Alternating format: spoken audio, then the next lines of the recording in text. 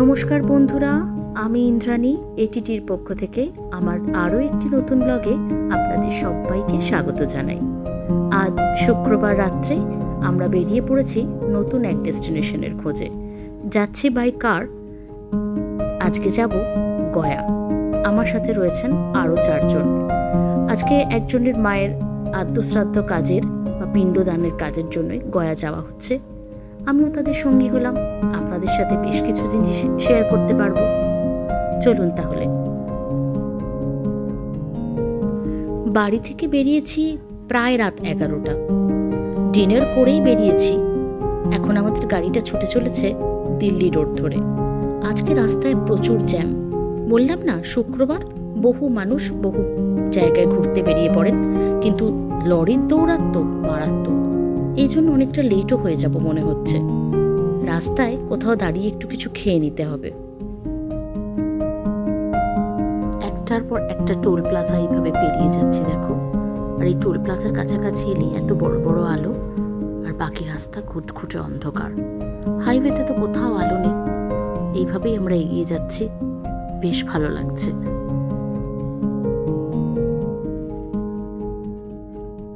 রাতের অন্ধকার কেটে গিয়ে কি সুন্দর ভোরের আলো ফুটে উঠছে। আর আমাদের গাড়িটাও একটার পর একটা শহরকে পিছনে ফেলে ছুটে চলেছে গন্তব্যের দিকে।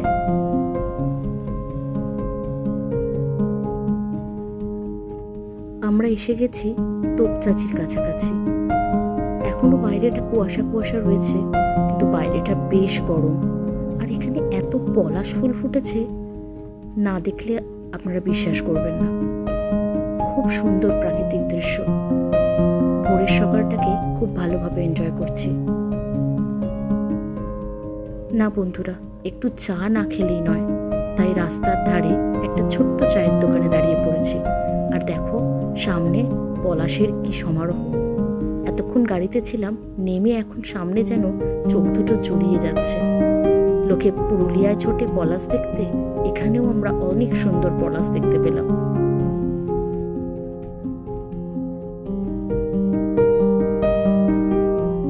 গয়ায় পৌঁছেই একটু ফ্রেশ হয়ে বেরিয়ে পড়েছি ভারত সেবাশ্রম সংঘের উদ্দেশ্যে। কলকাতায় ভারত সেবাশ্রম সংঘের সাথে যোগাযোগ করলে ওনারা এই ব্যবস্থাটা করে দেন। আমরাও এখানে এসে এখানকার ভারত সেবাশ্রম সংঘের সাথে যোগাযোগ করে সেই পুরোহিতের সাথে যোগাযোগ করি, যার ডিটেলস আমাদের দেওয়া হয়েছিল, এবং তার সাথেই আমরা চলে এসেছি মূল জায়গায়। তিনি আমাদের পথপ্রদর্শক এবং আমাদের নিয়ে যাচ্ছে মূল জায়গায়। এই যে পুরোহিত আমাদের সাথে রয়েছেন, ইনি বাঙালি এবং বহু পুরুষ ধরেই এরা এখানে রয়েছে এবং এদের কাজই হচ্ছে এই সমস্ত কাজ করানো। এখানকার যে সমস্ত পুরোহিতরা জানি, তারা কিন্তু অনেক টাকা বেশি চার্জ করেন এখানে কাজ করতে গেলে। কিন্তু ভারত সেবাশ্রম সংঘের মাধ্যমে যদি এখানে আসা যায়, তাহলে একটা রিজনেবল প্রাইস তারা চান এবং কাজটাও ভালোভাবে হয়ে থাকে। যাই হোক, চলো আমরা এগিয়ে যাই। প্রথম থেকেই শুনে আসছি এখানে প্রচুর পান্ডাদের দৌরাত্ম্য রয়েছে। আর দেখো গলিটা কত সরু, এর ভেতর দিয়ে তোমাদের মূল জায়গাটায় পৌঁছতে হবে। এগিয়ে চলেছি আমরা। হ্যাঁ, ওই আগে আগে চলেছেন আমাদের পুরোহিত। বহু মানুষ এখানে তাদের বাবা মা বা প্রিয়জনের পারলৌকিক ক্রিয়া সম্পন্ন করার জন্য এসে থাকেন। আমি এখানে এসে ওই ভারত সেবাশ্রম সংঘের যে পুরোহিত রয়েছেন তাকে বলেছিলাম যে প্রেতশিলা দেখাতে নিয়ে যাওয়ার কথা, কিন্তু তিনি বললেন যে অপঘাতে মৃত্যু ছাড়া প্রেতশিলার ওখানে যাওয়ার কোনো প্রয়োজন নেই। যাদের পরিবারের কেউ অপঘাতে মৃত্যু হয়েছে যাদের, তাদেরই কাজ একমাত্র প্রেতশিলায় হয়ে থাকে। কারণ আমাদের ইন্ডিয়ান মাইথোলজিতে মনে করা হয় যে তারা সমস্ত অতৃপ্ত আত্মা এবং তাদের সেইখানে শুদ্ধিকরণ ঘটে বা মুক্তি ঘটে। তো যাই হোক, আমাদের সেরকম কিছু ছিল না, তাই জন্য যেতে বারণই করলেন পুরোহিত মশাই। তাই আমরা মূল মন্দিরের দিকে এগিয়ে যাচ্ছি। চলো, আর কি কি আমি দেখি তোমাদেরও দেখাই। চলো, আমাদের পুরোহিতকে ফলো করতে করতে আমরাও এগিয়ে যাই। হ্যাঁ, কারণ জায়গাটা পুরোটাই তো আমাদের কাছে অপরিচিত, তাই আমরা বিশেষ কিছুই জানি না।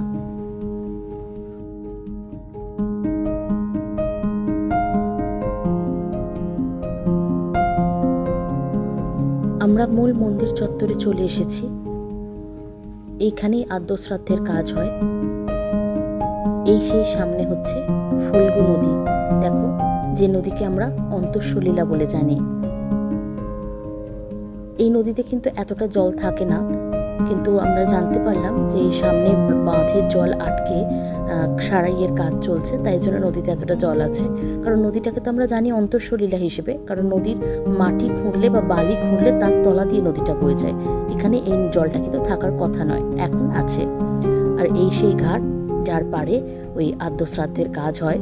প্রচুর মানুষ তাদের প্রিয়জনদের ছবি এখানে রেখে গেছে বা কাজ করছে। জায়গাটা একটু অন্যরকম। যাই হোক, এই যে এই জায়গাগুলোয় কাজ হচ্ছে। আমি তোমাদের আর আদ্যশ্রাদ্ধের কাজটা দেখালাম না, কিন্তু এইরকম বিধি ব্যবস্থা রয়েছে। এখানে একটা বড় বট গাছও আছে। আদ্যশ্রাদ্ধের কাজের পর সেইখানে গিয়েও আমাদের দর্শন করতে হবে এবং সেখানে প্রণামী দিতে হবে। দেখো, এখানে বহু মানুষ কাজ করছে বসে। হ্যাঁ, এই জায়গাগুলোতেই কাজ হয়। ব্যাস, আমাদের কাজ হয়ে গেছে, আমাদের স্নান টান পর্ব শেষ। এবার আমরা বাড়ি ফিরবো। সারা দিন না খাওয়া না দাওয়া, অনেকক্ষণ কাজ করতে সময় লাগলো, প্রায় 4-5 ঘন্টা। এবং এই কাজটা করতে ভারত সেবাশ্রম সংঘ থেকে মোটামুটি ওই 6-7 হাজার টাকা মতো লেগেছে। তো ভালোভাবেই কাজ সম্পন্ন হয়ে গেছে। আমরা এবার এগিয়ে চলেছি, একটু চাটা খেয়ে নিয়ে ফিরে যাব হোটেলে। কারণ আজকের রাতটা আমরা হোটেলে থাকবো, তারপরে আমরা চলে যাব এখান থেকে অন্য একটি ডেস্টিনেশনে। আজকে রাতের মধ্যেই আমাদের দেখে নিতে হবে বোধগয়ার কিছু জায়গা। চলো। এখানে একটা মজার জিনিস আছে, জানো তো? এখানে এলে এখানকার যে সমস্ত লোকাল পান্ডারা আছে, তারা তুমি কোথা থেকে এসছো জানতে চাইবে। এবং আমাদের যে পান্ডা, সে আমাদের শিখিয়ে দিয়েছিল, মানে আমরা গেছিলাম, মানে যিনি কাজ করবেন তিনি গেছিলেনই বেলেঘাটা থেকে। তা বলেছিলেন বারবার করে বেলেঘাটাটা বলতে। যদি ওপার বাংলা বলা হয় বা অন্য কোনো জায়গা বলা হয়, তখন তারা তাদের যত পূর্বপুরুষদের খাতা দলিল দস্তাবেজ বের করে কত টাকা বাকি আছে সেটা ক্লেম করতে থাকেন। তো সেটা নিয়ে তখন একটা দর কষাকষি একটা অন্য জায়গায় পৌঁছে যায়। সূর্য প্রায় পাটে যেতে বসেছে। চলো বন্ধুরা, আমরা হোটেলে ফিরে একটু ফ্রেশ হই, তারপর বোধগয়া দর্শনে যাব।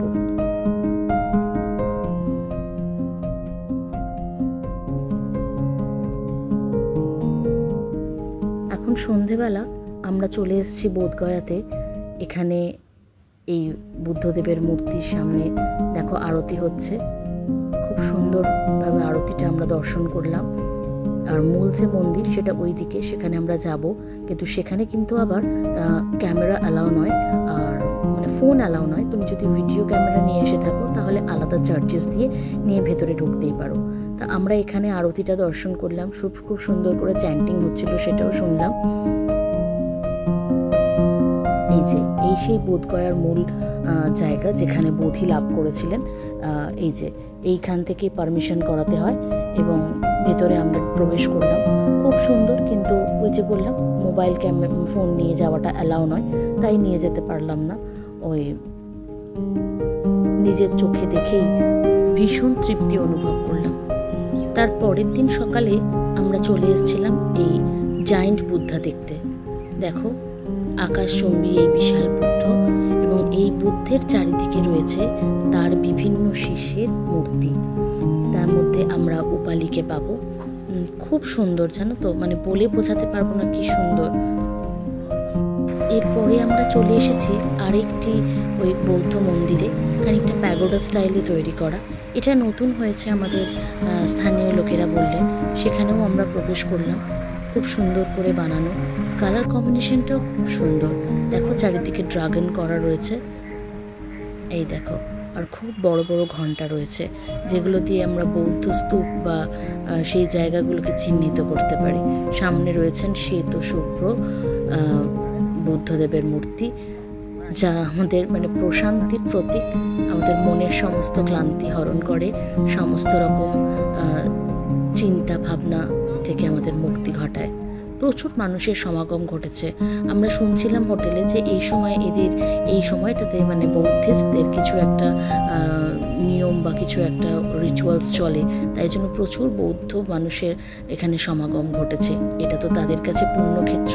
এটা তাদের কাছে কেন বলো, স্বয়ং আমাদের কাছেও এটা পুণ্যক্ষেত্র। চলো, মোটামুটি বোধগয়া আমাদের দেখা শেষ হয়ে গেল। এবার আমরা এগিয়ে যাচ্ছি অন্য একটি ডেস্টিনেশনে। দেখা হবে তোমাদের সাথে খুব শিগগিরই অন্য একটা জায়গায় গিয়ে। ততক্ষণের জন্য টাটা। আমার এই ভিডিওটা যদি ভালো লেগে থাকে তাহলে একটা লাইক করো, কমেন্ট করো আর সাবস্ক্রাইব করতে ভুলো না আমার চ্যানেলটাকে।